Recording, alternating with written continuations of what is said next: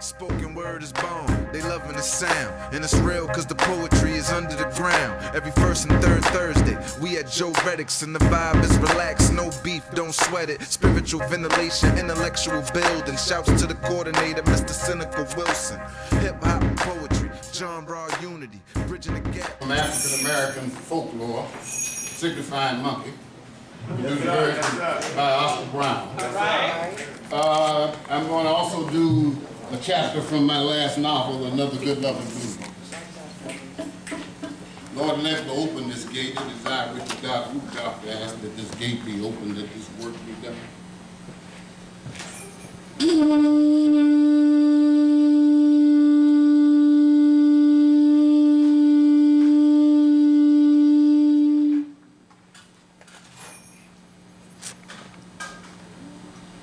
Said signifying monkey to the line one day. There's a great big elephant and it's down the way. What?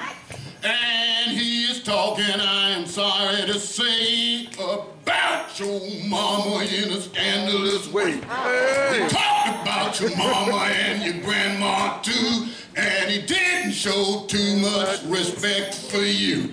Now you wasn't there, and I sure am glad that what he said about your mama made me mad. The line said, yeah, well, I'll fix him. I'm gonna tear that elephant limb from limb. Then he jumped through the jungle with the mighty roar. He took him like a shot from a 44. He found that elephant where the tall grass grows. He said, man, I come to punch you in your long nose. The elephant looked at the lion in surprise. He said, perhaps you better pick on somebody your size. Yes, sir. But the lion didn't listen, made a pass. The elephant smacked him down in the grass. He whipped that lion for the rest of the day, and I still don't see how the lion got away. But he grabbed on off more dead than alive. That's when that monkey started his signifying jive. The monkey said, he said, man, what is this beat up mess I see? Is that you lying, man? Do tell elephant, whip your head to fare thee well. Gave you a beating that was rough enough. You're supposed to be king of the jungle. Ain't that some stuff? What? Big overgrown pussycat, don't you roar. I'll hop down there and whip your head some more. But the monkey got to laughing and he jumping up and down. His foot against the limb and he plunged to the ground. The lion was the warning with all 4 feet. Gonna grind that monkey in the monkey burger meat. But the monkey looked up, he had tears in his eyes. Said, please, Mr. Lion, I apologize. Yes, sir. Please, Mr. Lion, please let me go. And I'll tell you something that you really need to know. But the lion was pissed, right? The lion said, oh, hell no. I'm about to whoop your head, monkey. You said, come on, resign yourself, monkey, because here I come.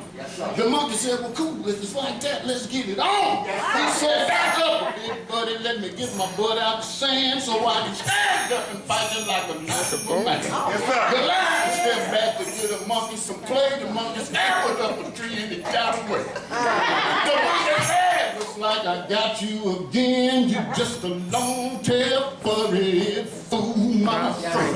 The lion said, monkey man, you so jive. If you and your monkey children want to stay alive, up in them trees is where you better stay, and that's where they've been until this very day. What? Signifying monkey, you better stay up in your tree. Cause you are always lying and signifying, but you better not ever monkey with me.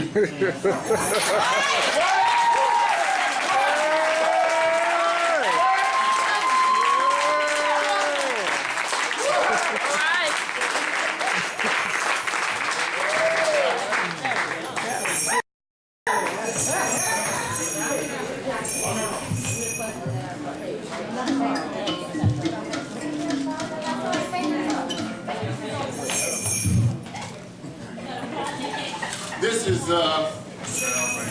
primarily a novelist, but you know, there are those of us in African American literature who like to think that we are heirs to 2 literary traditions, the Western written tradition and the African oral tradition. So we try to kind of make them both work, make the storytelling thing work on the page.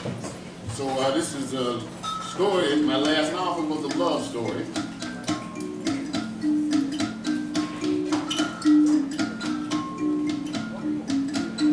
I am flowers of the Delta clan, flowers in the line of vocalists. I am hoodoo. I am griot. I am a man of power.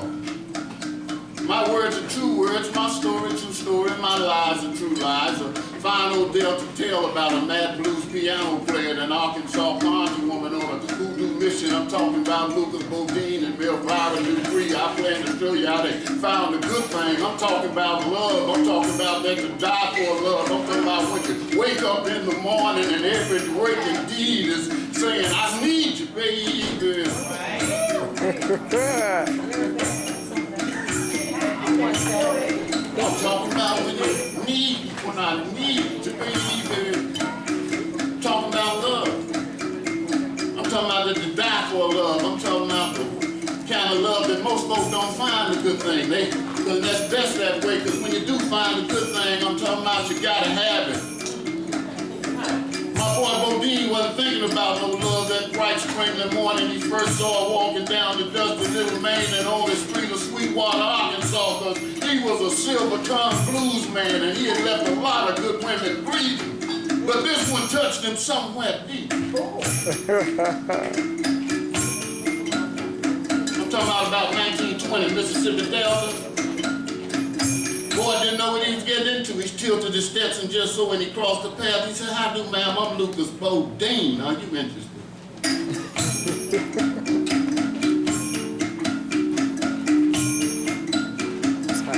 She turned and looked at him with massive brown galaxies of eyes that saw a mite more than he was comfortable showing.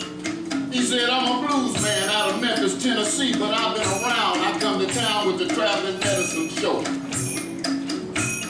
He paused, poised for an opening. She said, Mount Vira Dupree, conjure woman. He said, conjure woman? You mean like magic, voodoo, and all that? He didn't know if he was ready for all that, but he looked over again and he liked what he saw. He said, well, I declare, Miss Dupree, you ain't like no conjure woman I ever seen. She said, that's so, blues man. How many conjure women have you seen? He said, I just told you I'm a well-traveled man. He said, I've been to New York City, Paris, France, Timbuktu, Rio de Janeiro. He said, I've been to Syracuse.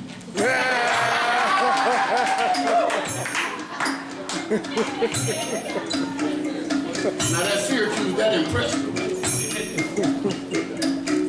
She looked him over again with those funny eyes of hers. She could see what he would be, shall we say, a troublesome man. But there was something about him that spoke to her in that special way.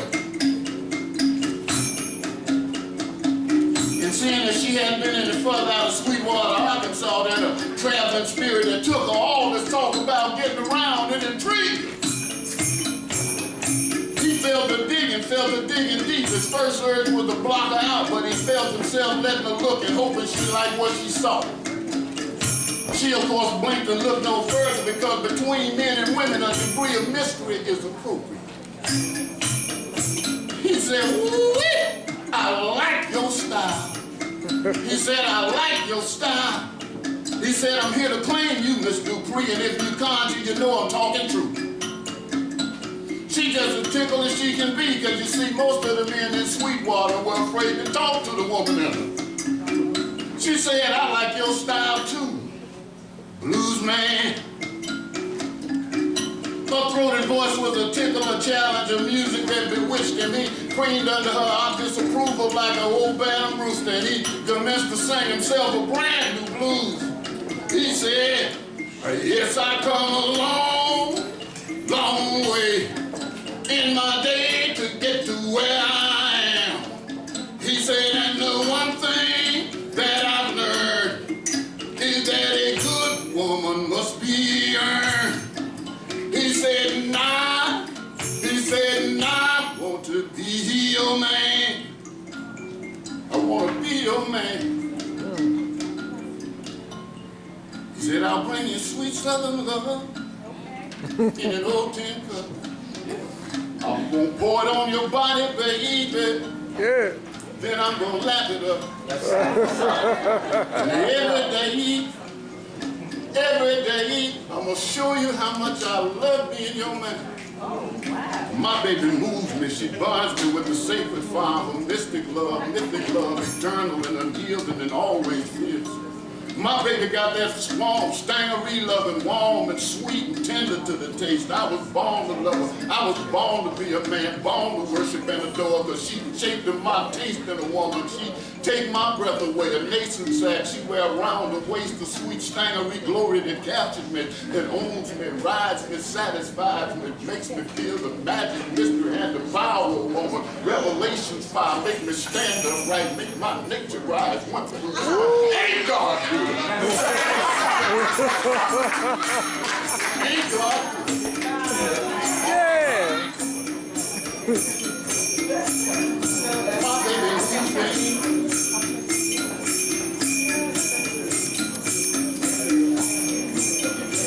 at the Sweetwater General Store, she left her hand lightly on his arm. She said, I thank you for your company, Mr. Bodine. He kind of cute. See, he said, I'm a lot more than you, as you shall see when I come forth. He said, I ain't gonna pester you too much just now, just enough to put me on your mind, son. She said, you don't know you want to be on my mind, blues man. He said, oh, yes, I do. He said, what you gonna do? Who do a man the blues already claim? He said, I'll be seeing you around, Miss Melvira D. Free. Now, it'd be safe to say that the good colored folks of Sweetwater, Arkansas were scandalized and mystified when their conjured woman took up with that blues singer. When he stayed on after the medicine show left town and moved into a little place out there on Sweetwater Creek. A lot of local lads were understandably upset with him. They wouldn't have minded a chance but that fox do free. But she was known to have a temper, and any old fool know that going to conjure woman with a temper, that's a chancy thing. Yes, sir.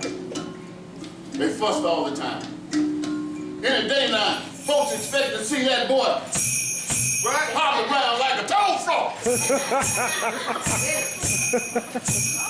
Wiggling on his belly like a snake.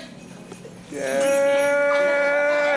But whatever he was doing it right. Melvira Dupree changed up on him. Walk around town, smiled and nodded good morning to people just like a regular neighbor. You could tell a lot of Sweetwater, you know those elders, those Sweetwater elders, seen everything at least twice. They poke each other in the ribs when they saw her walking around town glowing, because they knew a recently satisfied woman when they saw one. After all, a good man is still hard to find. Yeah. And even conjurers appreciate good luck. Don't we all appreciate good luck? And that poor Bodine, he's just as snug as a hog in fresh summer love. He walk around town with his thumb hooked in them red suspenders, grinning proud as a brand new boot. You can tell that boy loved himself some Melvira Dupree.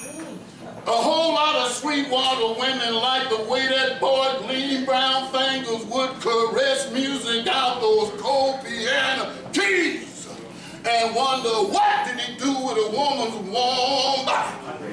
But he went home to Melvira Dupree each and every night. Took his money home each and every week too, like a natural man. And was never fool enough to raise his hand up against it. They did fuss a lot. You know, that's how some people show affection. So the good colored folks of Sweetwater, Arkansas gave their grudge and approval. To this day, Sweetwater folk are known for being big-hearted. And there ain't no counting for a conjurer's taste, no way. Of course, now what they saw from those big wraparound porches, it wasn't the whole story. Any good story is always at least 3 or 4 stories deep. And since this is a good story, I expect you to pay close attention to the weave of it. Lucas Bodine and Melvira Dupree couldn't tell you the whole story. But what they did come to understand deep down in one starved and lonely soul is that when you do find yourself some real good loving, when you find love, if you got any sense at all, hold on to it. Hold on to it. Hold on to love. That is all. Thank you.